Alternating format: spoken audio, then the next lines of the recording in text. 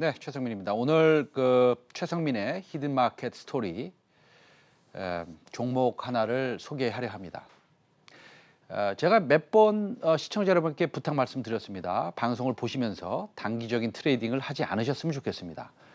장기적으로 투자 가능한 종목이라고 저 개인적으로 판단하지만 관심 있게 저랑 같이 공부해 보셨으면 좋겠습니다. 당연히 매수 매도의 추천은 아닙니다. 시작하겠습니다. 상해 지수가 눌림목을 한번 주더니 오늘은 또 홍콩, 대만 상해 다시 움직이고 있습니다. 단기적으로 지난해 6월에 개장한 과창판, 그러니까 벤처 스타트업 기업 전용 증시인데요. 보호예수 물량이 1년이 지나서 이번 달에 집중 해제가 되는데 시장의 우려와는 달리 지수는 다시 반등을 하고 있습니다. 다만 특징적인 것은 중국은 기존 성장주보다는 자동차, 화학, 그러니까 경기 민감주, 기계 이런 경기 민감주들이 강세를 보이고 있습니다. 어제는 중국 남부 지역 홍수 피해 우려가 증시에 반영되었습니다. 홍수 재건 및 인프라 정비 사업 필요성이 부각되면서 건자재, 철강 등이 5% 이상 상승했습니다. 결론인즉슨 컨택트로의 움직임은 우리나라뿐만이 아닙니다. 특히 코로나19를 먼저 선제적으로 제어한 시장에서 중국이나 한국이겠죠. 그 모습이 더 뚜렷합니다. 한두 개 정도의 경기 민감주, 예를 들어서 건설 관련주라든지 철강주라든지 화학주에 대한 관심을 가지는 것도 그렇게 문제가 될 만한 것 같지는 않습니다. 그래도 꼭 경기 민감주를 하나 정도 편입하고자 한다면 그 중에서도 성장이 가능한 회사를 선택하는 눈을 우리가 키워보도록 하겠습니다. 예를 들어서 1조를 운영하는 펀드 매니저라면 물론 가치주, 경기 민감주, 성장주, 언택주 전반적으로 골고루 포트를 조정해야겠지만 우리 개인 투자자 입장에서는 어떤 종목을 들고 있느냐가 중요한 시장 상황인 듯 싶고, 특히 국내에서는 다음 주면 어닝 시즌이 슬슬 마무리되어가는 구간으로 진입하니 이에 따라 경기 민감주에 대해서도 향후 3분기 이후 어떤 종목이 실적 개선이 될 수 있느냐에 우리가 조금 리서치를 좀 하고 공부를 해야 될 것 같습니다. 근데 말입니다. 이슈가 있습니다. 최근 중국 내 대규모 집중호우 및 홍수 사태 발생과 함께 샨사댐 붕괴 우려가 여러 가지 인터넷 여론을 중심으로 해서 제기가 되고 있습니다. 시장의 분석에 따르면 이 샨사댐의 붕괴까지는 안 가겠지만 만일 만리장성 이후 지상 최대 건축물로 평가받는 약 2km 길이의 샨사댐이 붕괴된다면 양쯔강 인근 수억 명의 수재민 발생이 될 것으로 봅니다. 어쨌든 예를 들어서 우리가 붕괴될 가능성이 10% 이하로 보더라도 중국의 현재 홍수 사태는 엄청납니다. 일부 둑을 폭파하고 그다음에 주민들을 대피시키고 있습니다. 이번 폭우로 장시성, 안휘성 등 24개 성에서 홍수 피해가 발생했고 중국 응급관리부는 지난 13일 기준입니다. 벌써 7일이 지났지만 433개의 하천이 범람했고 141명이 사망했고요. 그다음에 3,873만 명의 이재민이 발생했습니다. 지금은 훨씬 더 숫자가 올라갔을 거라고 봅니다.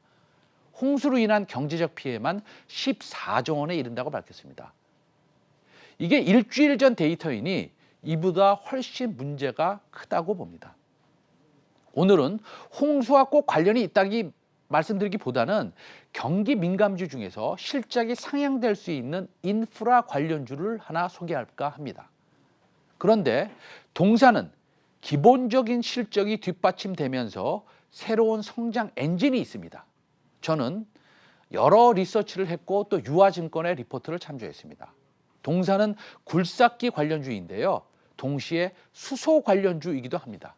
왜냐하면 지금 두산퓨얼셀을 보시다시피 두산퓨얼셀의 수소전지 관련 압력판과 매니폴드 등의 부품을 독점 공급하고 있습니다. 현재 가동률은 100%이며 이미 라인과 부지를 확보했기 때문에 두산퓨얼셀 매출 성장을 모두 커버할 수 있는 전망이라고 합니다. 먼저 굴삭기 부품부터 말씀드리면 주요 고객사는 미국의 캐터필러와 한국의 두산인프라코, 일본의 히타치 3개 업체이고요. 3개 업체가 매출의 85%를 차지하고 있습니다.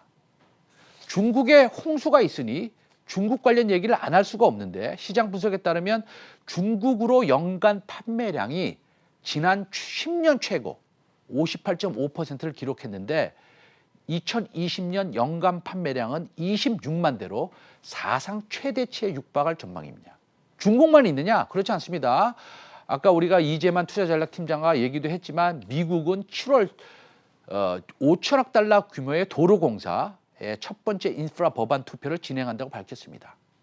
중국과 미국의 캐터필러, 두산인프라코, 히타치 등의 굴삭기 하부 주행체 부품을 납품하는 동사의 최대 수혜가 예상됩니다.